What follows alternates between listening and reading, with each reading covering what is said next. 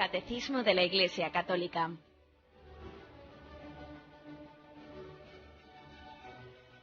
Un programa dirigido por Monseñor José Ignacio Munilla, obispo de San Sebastián.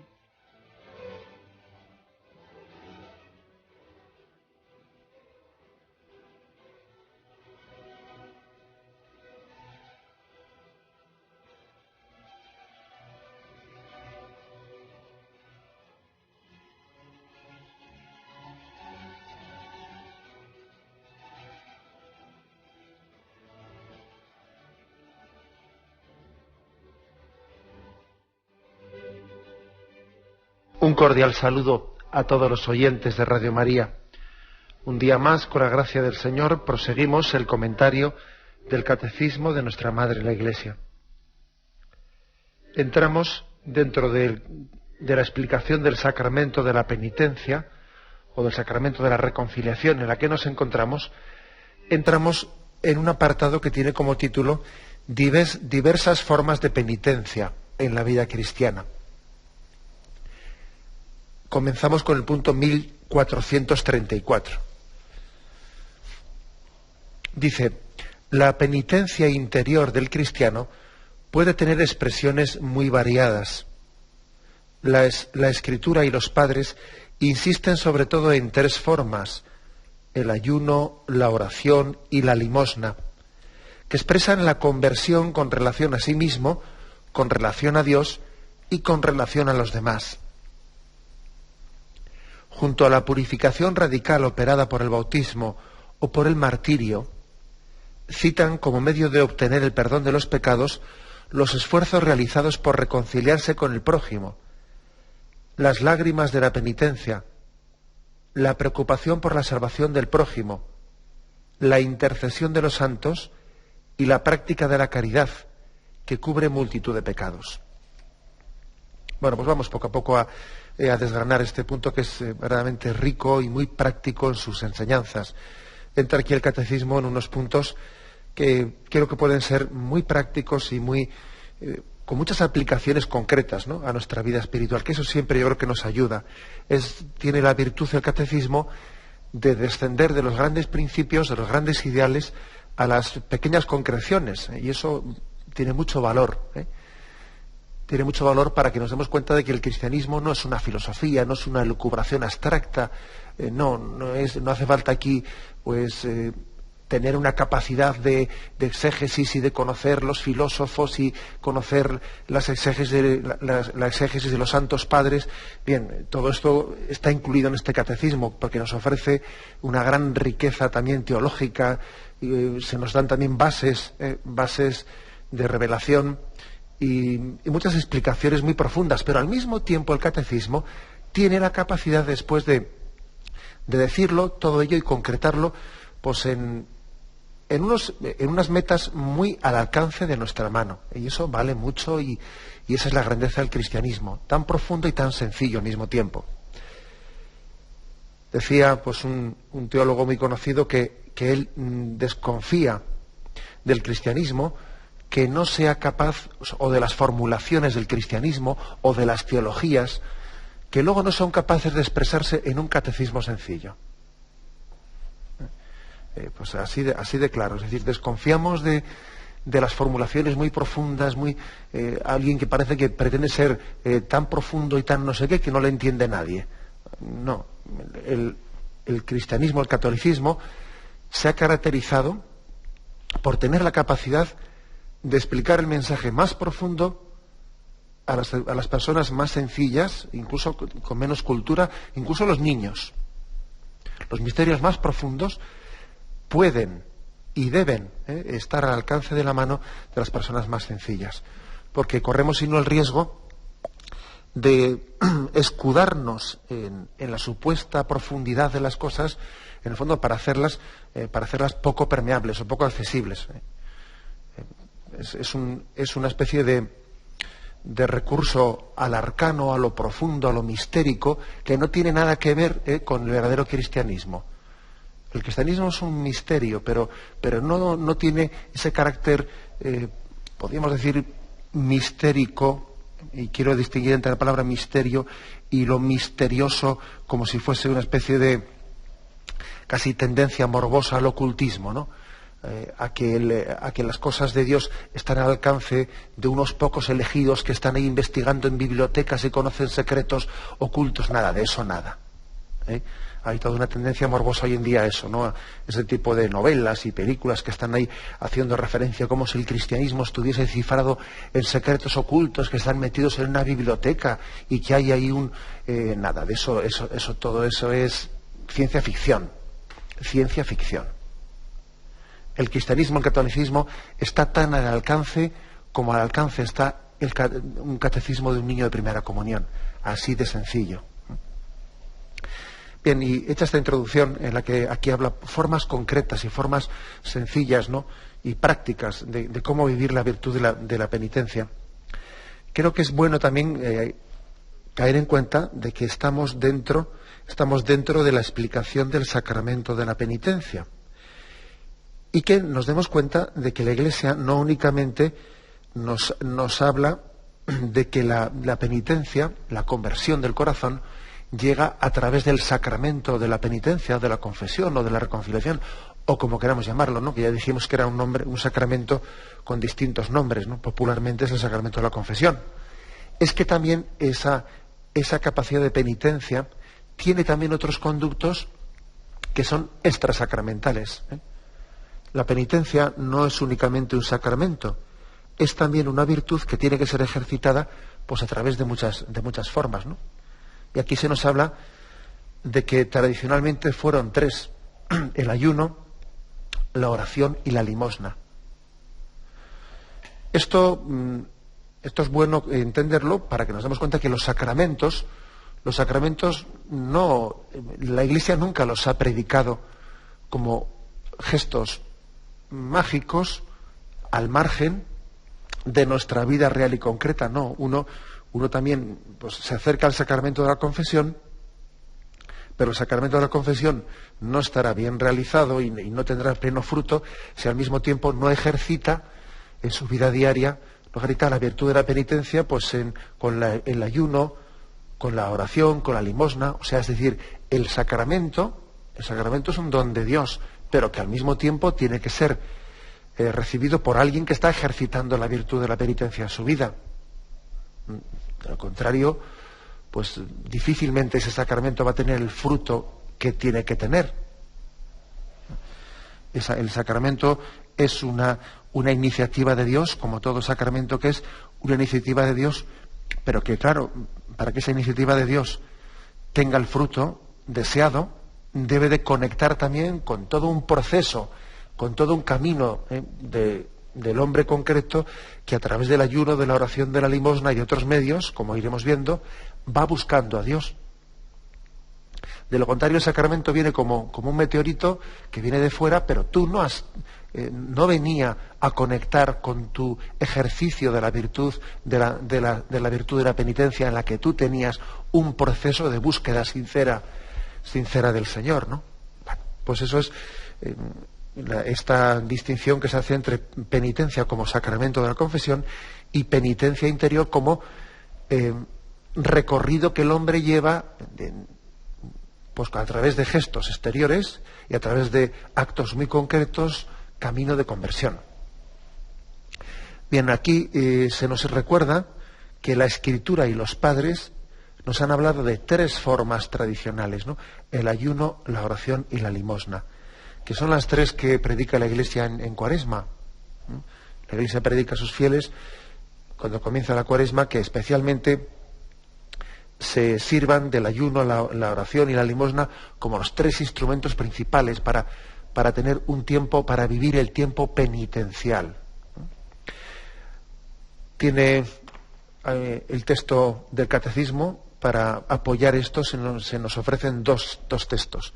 Tobías 12:8 y el Evangelio de San Mateo.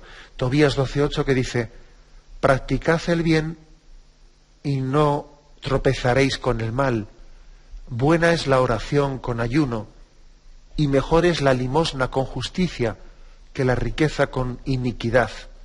Mejor es hacer limosna que atesorar oro. La limosna libra de la muerte y purifica de todo pecado. Veis, por lo tanto, un texto del Antiguo Testamento en el que habla de la bondad, de la oración, del ayuno y de la limosna.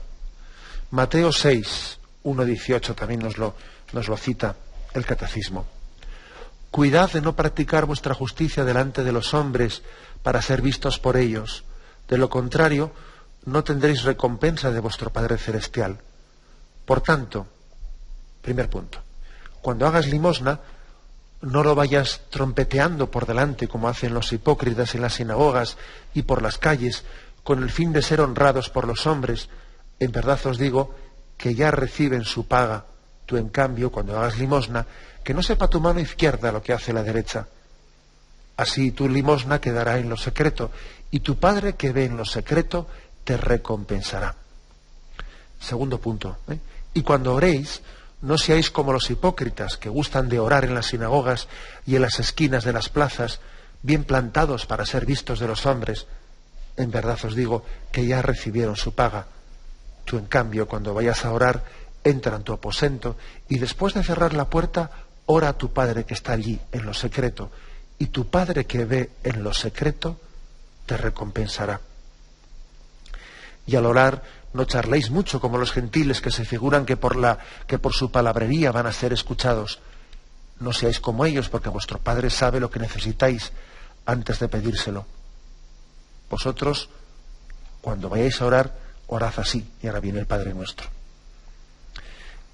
Y en tercer lugar, cuando ayunéis, no pongáis cara triste como los hipócritas que se desfiguran su rostro para que los hombres vean que ayunan. En verdad os digo que ya recibieron su paga. Tú, en cambio, cuando ayunes, perfuma tu cabeza y lava tu rostro, para que tu ayuno lo vea, sea visto, no por los hombres, sino por tu Padre que está allí en lo secreto. Y tu Padre que ve en lo secreto te recompensará. Como veis, este capítulo sexto del Evangelio de San Mateo nos da consejos concretos de cómo realizar el ejercicio de la virtud cristiana, no ante los ojos de los hombres, sino ante los ojos del Padre.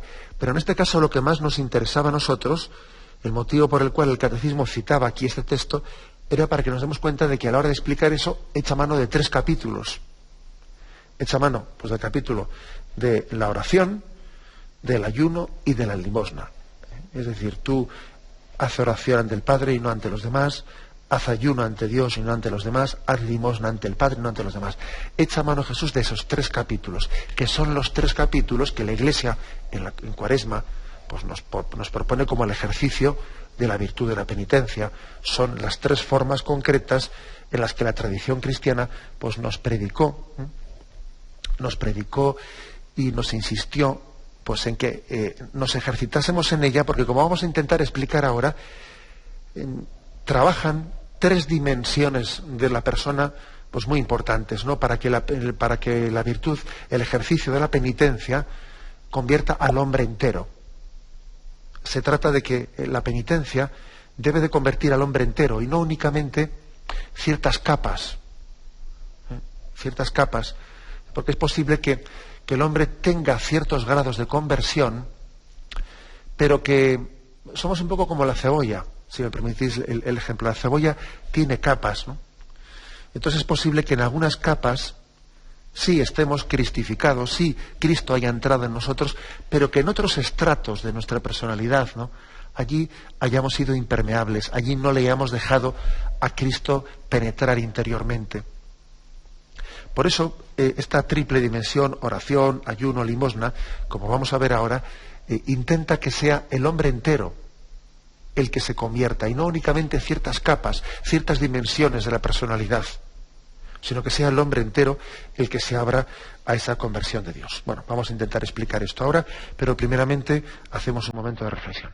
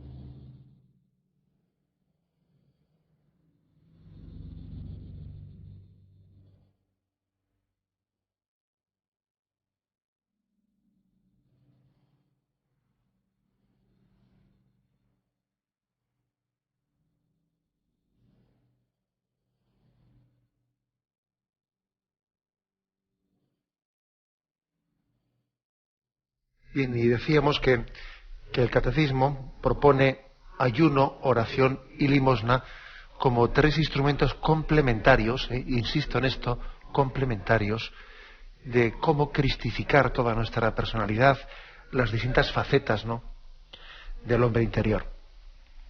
De hecho, dice aquí, oración, ayuno, oración, limosna, que expresan la conversión con relación a sí mismo, con relación a Dios y con relación a los demás. En primer lugar, hay que decir que el hombre tiene estas tres dimensiones: para consigo mismo, para con los demás y para con Dios.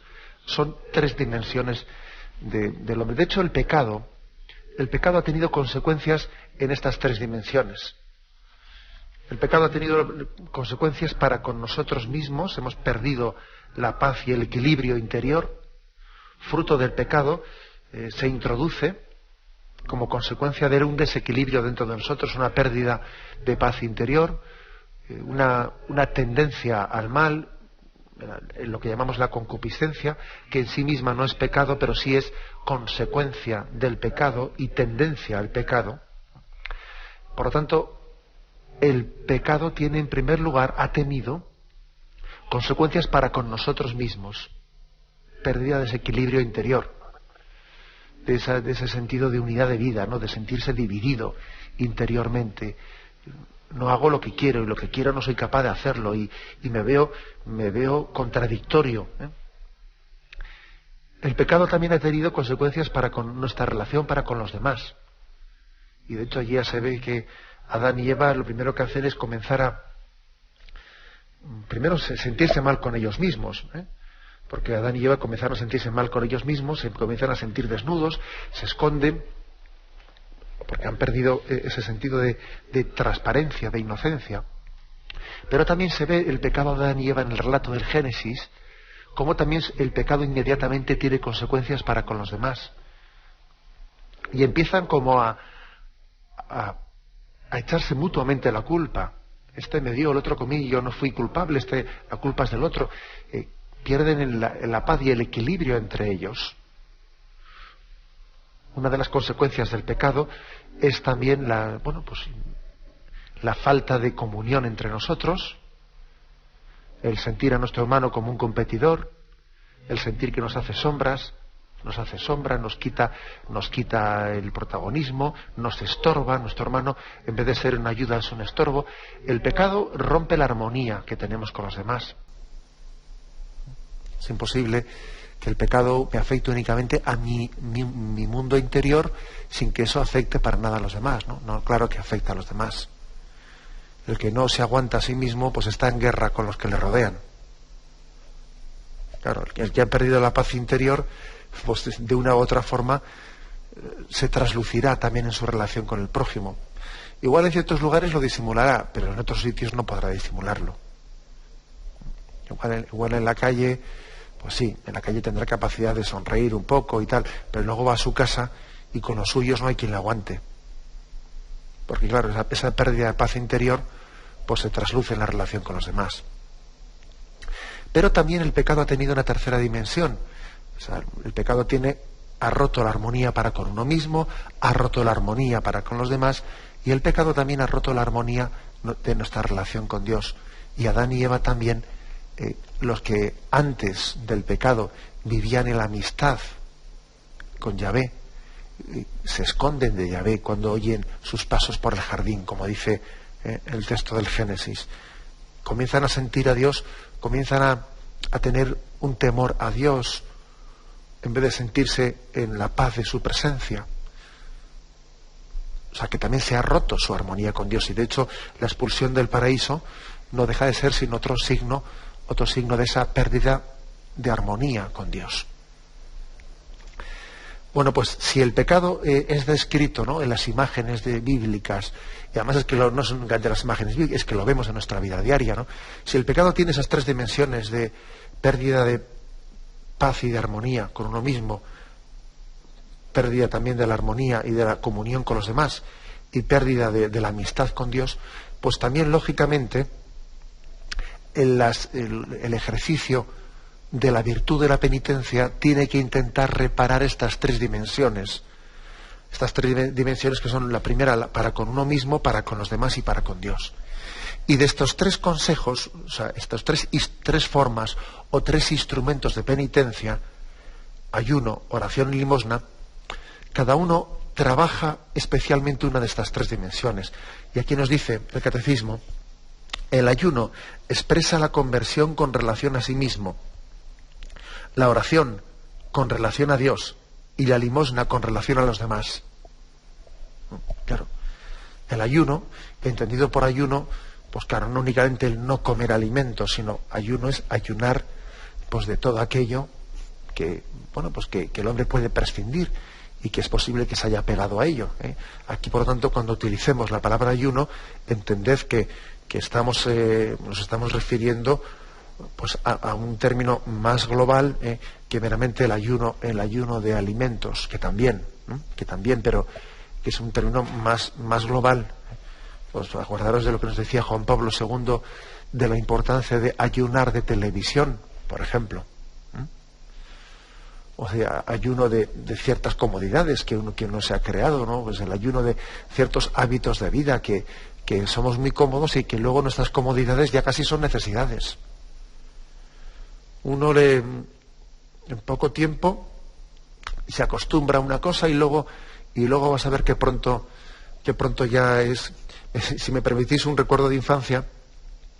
Me acuerdo que siendo jovencitos, pues fuimos así de esas veces que te dan el primer permiso a los padres, fuimos con una tienda de campaña a pasar un fin de semana al monte, a las Peñas de Haya, y con los primos, y bueno, pues íbamos 4 o 5 primos, éramos jovencitos, no sé qué edad tendríamos, pero recuerdo que allí vimos, había un perro abandonado allí en los montes, y enseguida tenía el pobre tanta hambre, que enseguida se acercó a nosotros, y bueno, y empezó comiendo huesos de melocotón.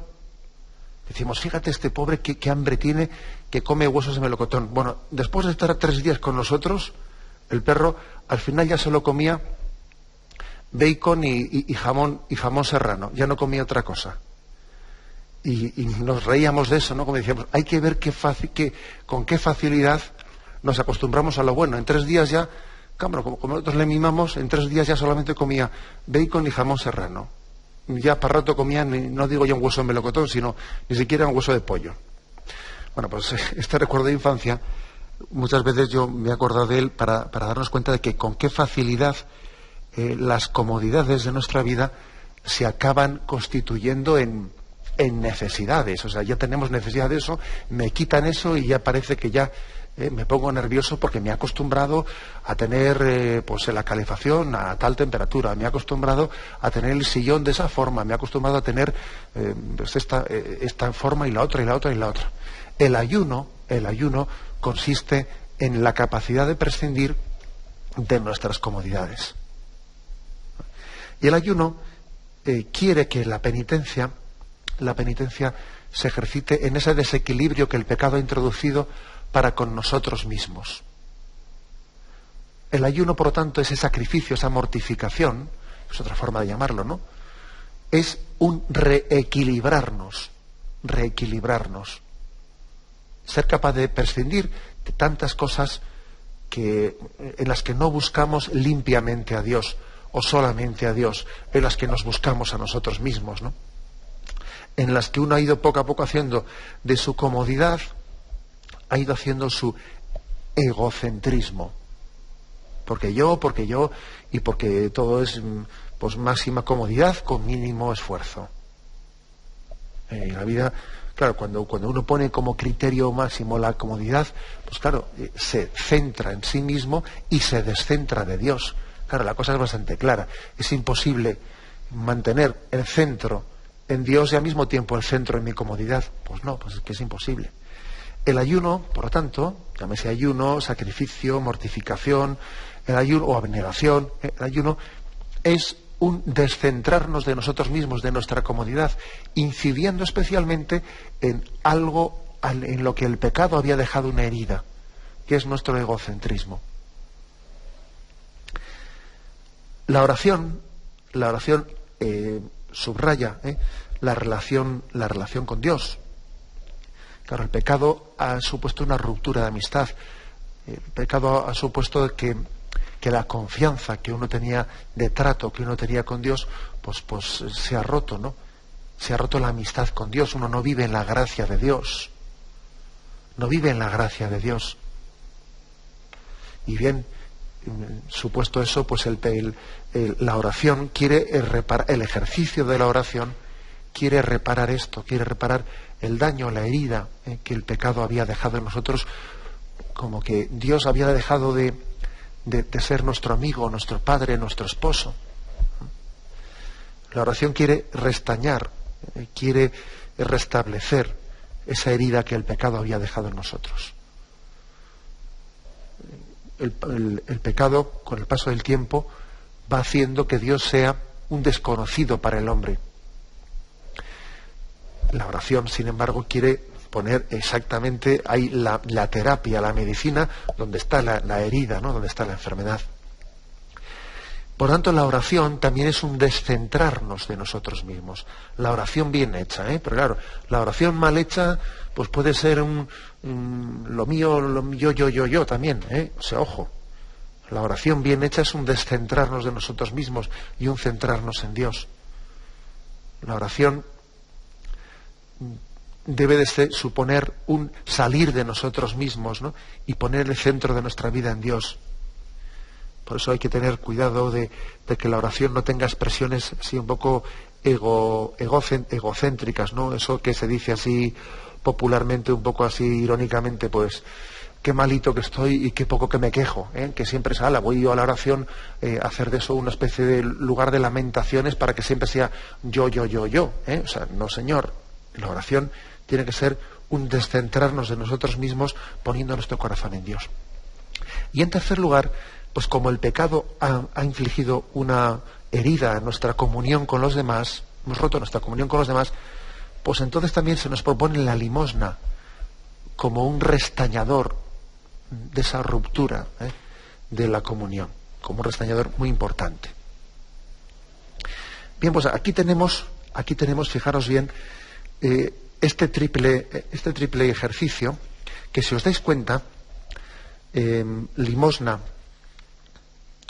oración y ayuno están incidiendo frente a las tres grandes tentaciones que se le presentan al hombre. Las tres grandes tentaciones, que son la de la riqueza, la del poseer como el criterio último de la vida del hombre, y frente a esa tentación de la riqueza, del poseer, pues se nos predica la limosna.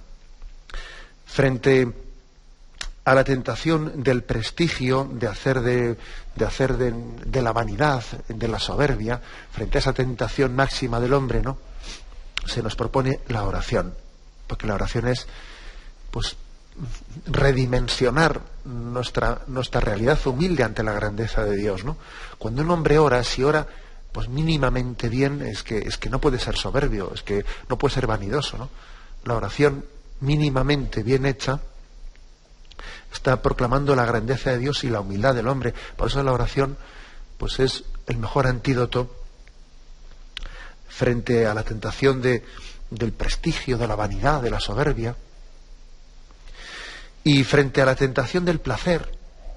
La tentación del placer, pues como último criterio en la vida, que lo importante es lo cómodo, lo fácil, lo que no. Bueno, pues frente a esa tentación, el ayuno, en ese sentido amplio que os he dicho antes, el ayuno es el mejor antídoto. O sea que estos tres instrumentos, quedémonos con ellos como verdaderamente una conjunción y un equilibrio muy grande en la vida espiritual. Tres instrumentos muy prácticos. Frente a la tentación del poseer, la limosna. Frente a la tentación del prestigio, la oración. Y frente a la tentación del placer, el ayuno. Esas, digamos, tres instrumentos concretos para el ejercicio de la virtud de la penitencia. Tenemos un momento de reflexión y continuamos enseguida.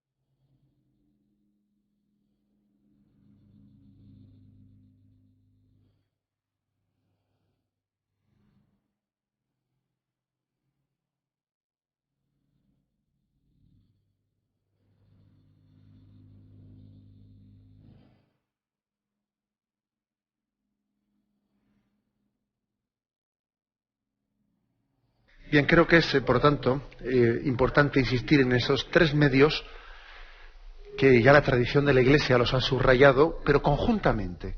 Conjuntamente. No es bueno que uno se especialice en uno de los tres. Yo me he especializado en la oración, pero el ayuno y la limosna no es lo mío. O yo me he especializado en el ayuno, pero ya la oración y lo otro no es lo mío. No. Los tres deben de ir conjuntamente expresados.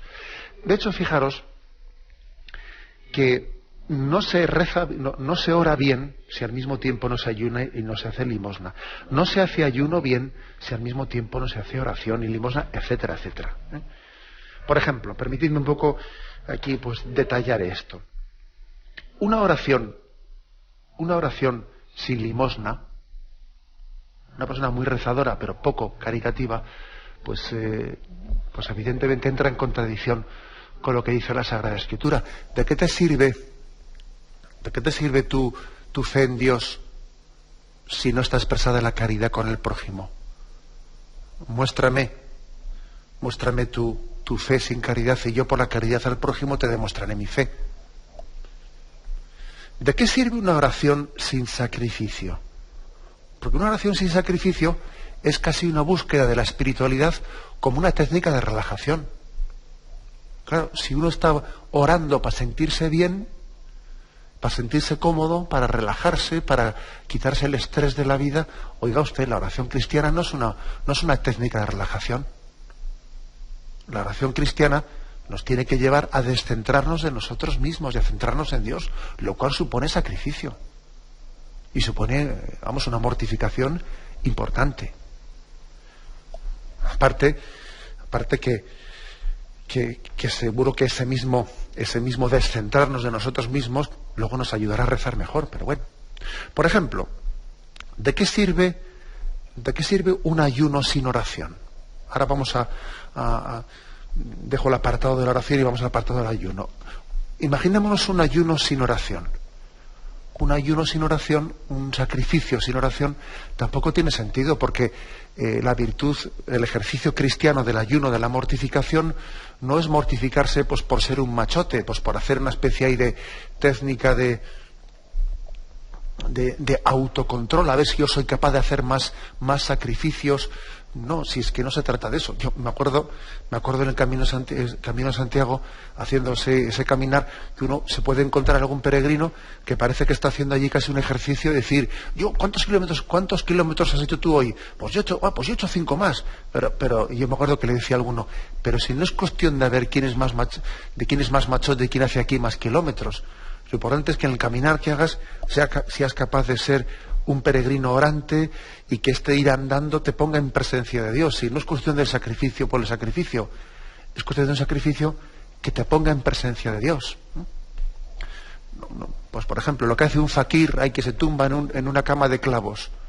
Pues eso para un cristiano no sirve de nada si el sacrificio no le pone en presencia de Dios, ¿no? Y no le hace ser más humilde ante Dios. Bueno, o sea que el ayuno sin oración no es virtud, no es sacrificio cristiano. O el ayuno sin limosna. Vamos a ver, ¿de qué sirve el ayuno sin limosna? Para ahorrar, ¿no? Claro, dice, bueno, esto sirve para ahorrar. Bueno, pues servirá para ahorrar, pero eso no es un ayuno cristiano. El ayuno cristiano, lógico, es que si tú te desprendes de lo que es de las comodidades superfluas, pues lógicamente no es para ahorrar, sino que es para entregarte vas al prójimo. Claro, el ayuno sin limosna no es cristiano. Y la limosna sin oración. Pues mire usted, la limosna sin oración, en el fondo, pues es una filantropía.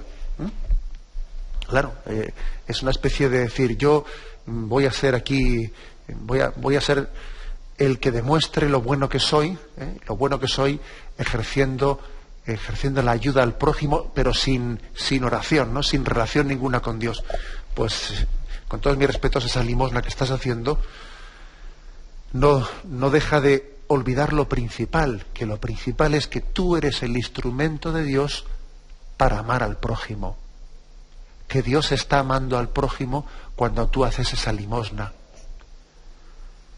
Que como decía la Madre Teresa de Calcuta, ella entendió que Dios le pedía que al hacer limosna, al ayudar al prójimo, Dios le decía: sé tú mis pies, llévame a los pobres, sé tú mis manos, sé tú mis labios. Es decir, lo importante de la limosna es que yo soy signo de Dios en el momento en que ayudo al prójimo. Por lo tanto, la limosna sin oración de cristiana no tiene nada.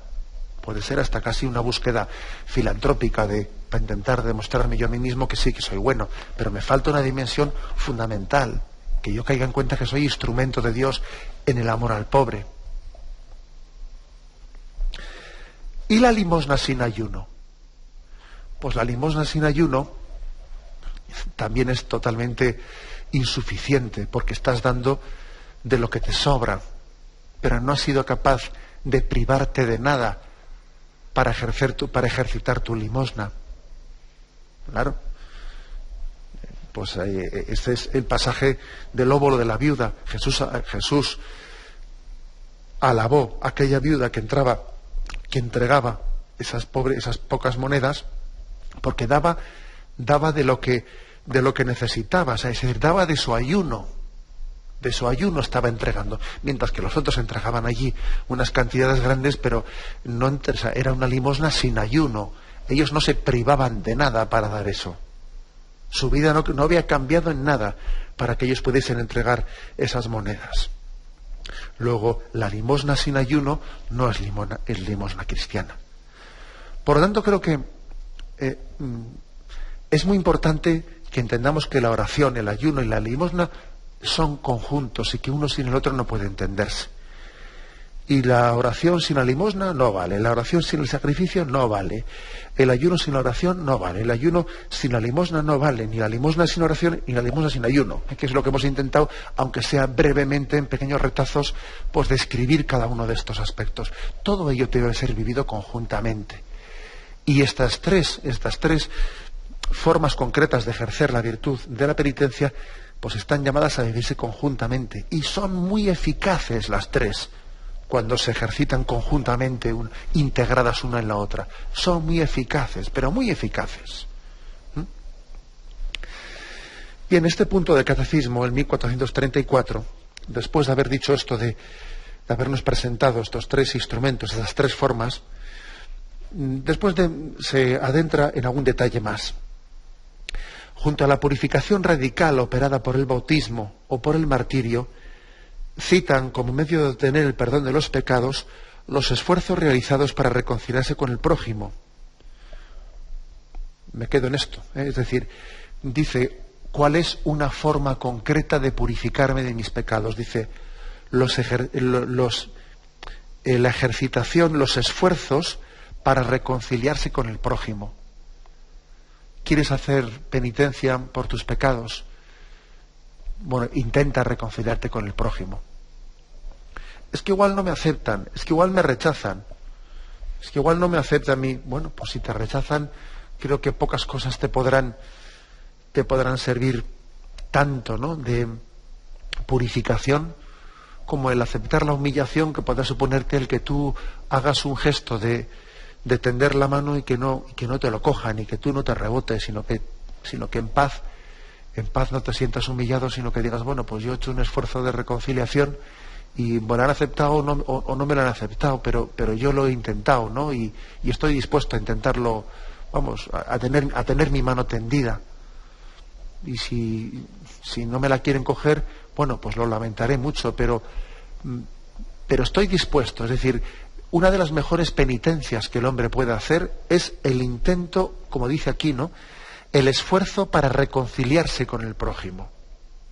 A veces uno tiene que purificarse, pues, de ciertas animadversiones que siente hacia una persona, ¿no? Porque igual en su interior siente, pues, que esa persona, pues, le resulta especialmente insufrible o antipática, o porque tiene una manera de ser, o porque le está rememorando cosas del pasado y esa persona, pues, me está despertando recuerdos que son desagradables, ¿no? Y cuando alguien dice, bueno, mira, voy a ser capaz de pasar página, voy a afrontar, ¿no?, todos esos recuerdos desgraciados del pasado, y yo voy a tender mi mano de comunión reconciliadora. Eso purifica tus pecados. Eso Es una fuente de penitencia y de purificación importantísima. De lo contrario, no podemos pensar que aquí pues la penitencia cristiana es una serie de obras, pues sí, me voy a ir a tal sitio a ganar un jubileo. Pero vamos a ver. Lo del jubileo está muy bien. En absoluto se me ocurre a mí pues ridiculizar en absoluto un jubileo. Pero es que posiblemente el mejor jubileo lo tenemos en ese esfuerzo de reconciliación que tengo que hacer, pues dentro de mi cuadrilla, de mis amigos, de mi familia, etcétera, etcétera. Puede ser el mejor jubileo. O sea que aquí, como veis, si es que yo creo que lo más hermoso que tiene el catecismo es que es capaz de unir la mística pues con las realidades concretas de nuestra vida. Entonces la mística está al alcance de la mano, pues en las formas concretas que el Señor, en la realidad concreta de mi vida, ¿no? Que el Señor quiere pues que yo la afronte y que me reconcilie de esa forma. El siguiente punto dice, ¿no? Las lágrimas de penitencia, pues sí, es decir, también el que alguien tenga, dice que San Ignacio de Loyola dice en los ejercicios que es un don, que las lágrimas de arrepentimiento, las lágrimas de compunción son un don que Dios da pues para purificarnos, ¿no? En un momento determinado de la vida, esas lágrimas que Dios dio a Pedro, y Pedro lloró, y fueron lágrimas no eran lágrimas de cocodrilo, ¿no? Como decimos, no eran lágrimas de cocodrilo, eran lágrimas sinceras de arrepentimiento, y también uno necesita llorar sus pecados, ¿no? Fijaros, no son unas lágrimas, como ya dije el otro día, no es un dolor de los pecados en el sentido obsesivo que está como machacándome, martillándome y impidiéndome pues ser feliz y trayéndome siempre recuerdos del pasado que parece que es como una especie de... No, de eso nada. El auténtico arrepentimiento es un arrepentimiento liberador. Si en un momento determinado el Señor quiere que yo llore mis pecados, no es para que luego no sea capaz de pasar página y liberarme del pasado, sino todo lo contrario. Las lágrimas por nuestros pecados, las lágrimas por las cosas malas que hayamos hecho en nuestra vida, si son lágrimas cristianas, nos tienen que dar la capacidad de decir, bueno, pues el Señor me ha dado un arrepentimiento y yo paso página, y del pasado ya no me acuerdo más. O sea, no estoy ahí pensando, y me perdonó, y Dios me perdonaría, y me tengo que volver a confesar 18 veces de lo que ya me confesé, y tal, y cual. No, entonces eso es algo obsesivo, y ahí hay una tentación. Hay una tentación. Creo que las lágrimas de conversión cristiana, cuando son verdaderas, tienen la capacidad de que en esas lágrimas que son también consoladoras, son lágrimas de dolor del pecado, pero al mismo tiempo son consoladoras, porque uno las está derramando desde una situación de reconciliación con Dios. Por lo tanto, dan la capacidad no de quedarse herido por lo que ocurrió en el pasado, sino de estar lleno de vitalidad y de fuerza para afrontar el futuro. Las lágrimas por nuestros pecados nos dejan mirando al futuro, no al pasado. Y he ahí un buen indicativo de cuando las lágrimas por nuestros pecados son cristianas o cuando no son cristianas. Bien, quedan todavía algunos puntos más, pero bueno, si Dios quiere, continuaremos mañana con este punto del catecismo que hemos dejado sin terminar. Todavía tenemos sin concluir el punto 1434. Mañana podemos concluir con estas preguntas que nos quedan. Me despido con la bendición de Dios Todopoderoso, Padre, Hijo y Espíritu Santo, descienda sobre vosotros. Alabado sea Jesucristo.